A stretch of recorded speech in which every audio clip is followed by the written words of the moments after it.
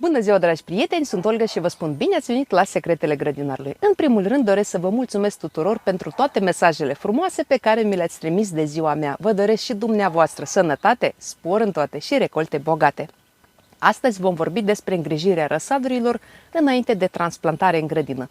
Ce trebuie să facem și cum să le îngrijim în așa fel încât să le pregătim complet pentru transplantare. Pentru că după ce le vom transplanta, ele vor avea o viață nouă, un loc nou, mediu nou și toate vor fi noi pentru ele. Și obligația noastră este să le pregătim pentru această viață. Așadar, astăzi vorbim despre pregătirea răsadurilor pentru transplantare. Între timp puteți să vă abonați la canalul meu, apăsați pe clopoțel și alegeți toate notificările ca să fiți notificați de fiecare dată când apare un episod nou. Și nu uitați să apăsați pe like dacă acest video vă este util și interesant, iar noi începem. În această perioadă, mulți grădinari m-au întrebat, oare nu putem să transplantăm răsadurile de roșii în grădină? Pentru că am auzit că vecinul și le-a transplantat deja sau am văzut pe grupuri de grădinărit că mulți grădinari deja și-au transplantat răsadurile în grădină. Uitați-vă la acest răsad, uitați-vă la sistemul radicular al acestuia. Rădăcinile sunt foarte bine dezvoltate și, de asemenea, și masa verde arată foarte bine. Mulți grădinari ar spune că răsadul este pregătit pentru transplantare. Sistemul radicular dezvoltat, masa verde de asemenea. De ce mai stăm? Pentru că condițiile de afară încă nu sunt optime pentru transplantarea lor.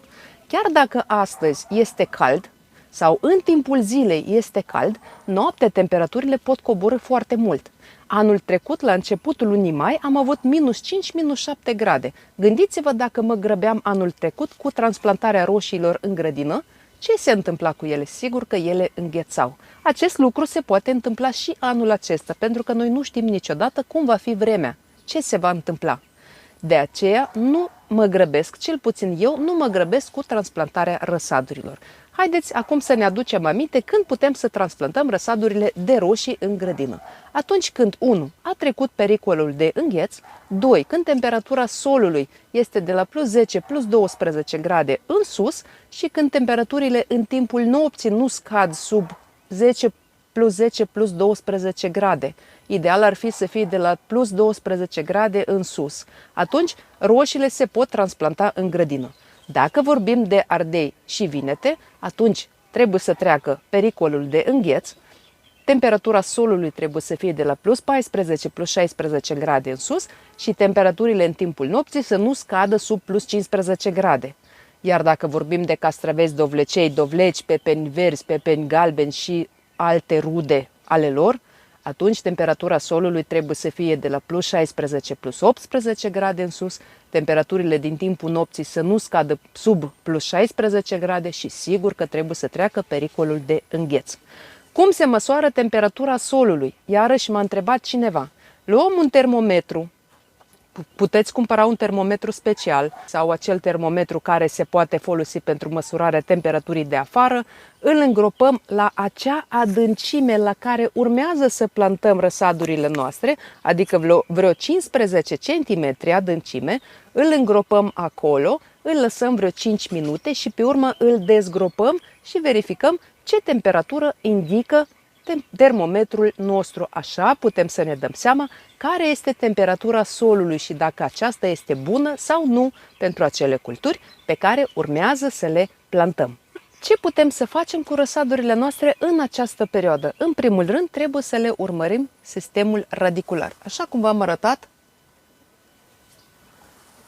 la răsaduri, cel mai important lucru este sistemul radicular. Dacă rădăcinile sunt crescute, frumoase, dacă ele sunt frumoase, dacă sunt bine dezvoltate, atunci asta înseamnă că planta se pregătește pentru transplantare.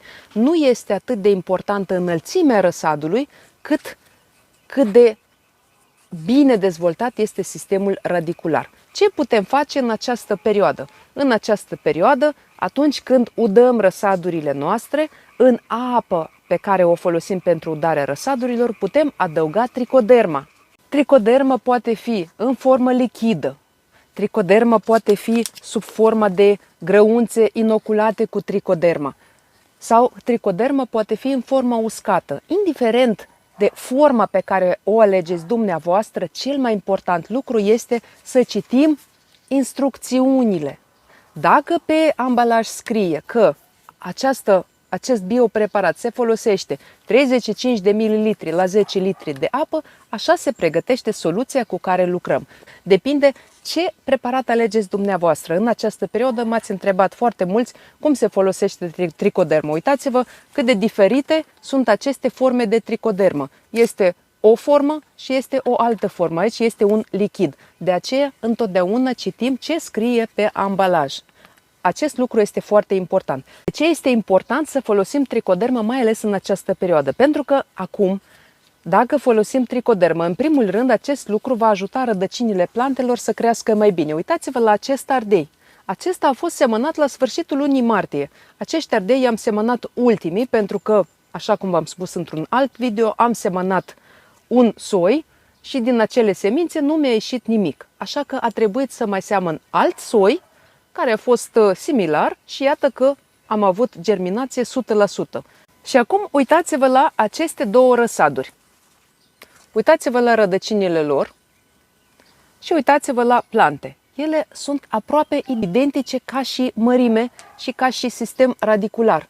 Între aceste două răsaduri sunt 3 săptămâni diferență. Acest răsad a fost semănat la începutul lunii martie, acest răsad a fost semănat la sfârșitul lunii martie. Asta înseamnă că răsadurile au primit absolut tot ce au avut nevoie. Dacă udăm răsadurile noastre cu biopreparate pe bază de tricoderma, aceasta ajută rădăcina să se dezvolte bine, ceea ce înseamnă că planta se va hrăni mai bine și încă un lucru, ea ajută în primul rând planta să-și formeze o imunitate proprie puternică, adică planta va fi puternică și va fi rezistentă la boli și la dăunători și, de asemenea, tricoderma luptă cu patogenii din sol, adică orice ar ajunge în acest substrat, orice patogen ar ajunge în acest substrat, el nu are nicio șansă pentru că tricoderma va avea grijă ca solul să fie sănătos și, respectiv, planta va fi sănătoasă. Iată ce înseamnă atunci când folosim tricoderma. Ce trebuie să mai facem acum în această perioadă? Dacă răsadurile dumneavoastră sunt în pahare de 250 de mililitri sau în alte vase cu acest volum și observați că rădăcinile lor deja sunt foarte bine dezvoltate, au umplut tot spațiul din vas, asta înseamnă că în această perioadă trebuie să le transplantăm în vase mai mari.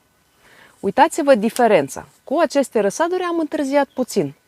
Aceste răsaduri au fost transplantate în vase mai mari acum câteva zile și uitați-vă deja cât de frumoasă este rădăcină. Asta înseamnă că aceste răsaduri pe care le am în pahare mici trebuie să le transplantez urgent în vase mai mari. Și iată care este primul semn. Uitați-vă la culoarea frunzelor de jos. Uitați-vă aceste frunze, deja încep să se îngălbenească. Ce înseamnă acest lucru? Că le lipsește ceva? Nu le lipsește nimic, pentru că și răsadurile au fost fertilizate la timp, nu au lipsă de nimic. Asta înseamnă că ele deja încep să se umbrească unele pe altele, ele deja concurează pentru lumină și sigur că rădăcina se cere afară. Iar eu mai am 2 săptămâni până la transplantarea lor în grădină. Ce voi face acum? Voi transplanta aceste răsaduri din pahare de 250 în pahare de 500 de mililitri și le voi pregăti din nou un substrat nutritiv. La 10 părți de turbă voi adăuga o parte de vermicompost, o parte de perlit și de asemenea voi adăuga tricoderma. O cutie de tricoderma vom folosi la 50-70 de litri de substrat. Voi amesteca toate aceste componente și voi folosi acest substrat pregătit pentru răsadurile mele. Și în 2 săptămâni rădăcinile vor crește din nou și răsadurile vor fi pregătite pentru transplantare în grădină. Cum trebuie să ne udăm răsadurile în această perioadă? În această perioadă răsadurile va trebui să le udăm mai des, pentru că și rădăcinile plantelor sunt mai bine dezvoltate și apa se consumă mai repede. De aceea, în fiecare zi trebuie să ne verificăm răsadurile și să le verificăm și substratul, dacă acesta se cere sau nu udat. Este foarte important pentru că afară se încălzește și mai ales dacă și dumneavoastră vă țineți răsadurile în sere sau solare, ca și mine, atunci sigur că în timpul zilei nu uitați să deschideți geamurile, să deschideți ușile, ca aerul să circule și răsadurile să nu se supraîncălzească. Este foarte important. În timpul nopții, dacă temperaturile sunt scăzute și dacă ele scad sub plus 10 grade, atunci trebuie să ne adăpostim răsadurile în acele încăperi unde temperatura este peste plus 10 grade. Este foarte important pentru că am auzit că în această perioadă mulți grădinari și-au pierdut răsadurile. Temperaturile au fost negative, iar să nu uităm că și în sere sau solare, dacă acestea nu sunt încălzite, în timpul nopții temperatura este la fel ca și cea de afară și atunci sigur că răsadurile noastre suferă foarte mult. Dacă răsadurile dumneavoastră sunt în casă, dacă le țineți pe pervaz, acum este perioada în care ar trebui să faceți călirea răsadurilor. Cum se face călirea răsadurilor? Prima dată le scoatem afară, dimineața sau seara, atunci când temperatura este de la plus 16, plus 18 grade în sus, le lăsăm câteva ore, le ferim de vânt și apoi le băgăm în casă. Și a doua zi le ținem mai multe ore și tot așa până când le obișnuim cu temperaturile de afară. Important este ca temperatura să nu fie prea scăzută, pentru că altfel riscăm ca răsadurile noastre să sufere de frig. Dacă dumneavoastră vă țineți răsadurile pe balcon sau pe terasă, acolo unde este foarte mult soare în timpul zilei, ar trebui totuși să le umbriți puțin. Folosiți o plasă de umbrire de 35-40%, în așa fel încât aceasta să le protejeze de soarele puternic din timpul zilei. Este foarte important pentru că dacă le-ați ținut pe pervaz și apoi le-ați scos afară brusc, atunci există riscul ca răsadurile dumneavoastră să aibă arsuri solare. Un lucru foarte important, afară este deja cald și mulți grădinari s-au plâns de prezența dăunătorilor la răsaduri, așa că în fiecare zi trebuie să inspectăm răsadurile noastre și să ne uităm mai ales aici pe dosul frunzelor, pentru că majoritatea dăunătorilor se adăpostesc aici, sub frunze. Și atunci este foarte important să verificăm răsadurile în această perioadă, ca acestea să nu aibă dăunători. Dacă observăm prezența dăunătorilor, folosim biopreparate împotriva dăunătorilor cât mai repede. Și dacă dăunătorii sunt deja prezenți, atunci repetăm tratamentele odată la 3-4 zile, de 3-4 ori în funcție de dăunător pe care l-am observat la răsaduri. Dragi prieteni, acesta a fost materialul de azi. Eu vă mulțumesc că și astăzi ați fost alături de mine. Ca de obicei vă aștept în comentarii cu întrebări, cu sugestii și, ca de obicei, vă doresc sănătate, spor în toate și recolte bogate. Ne vedem data viitoare. La revedere!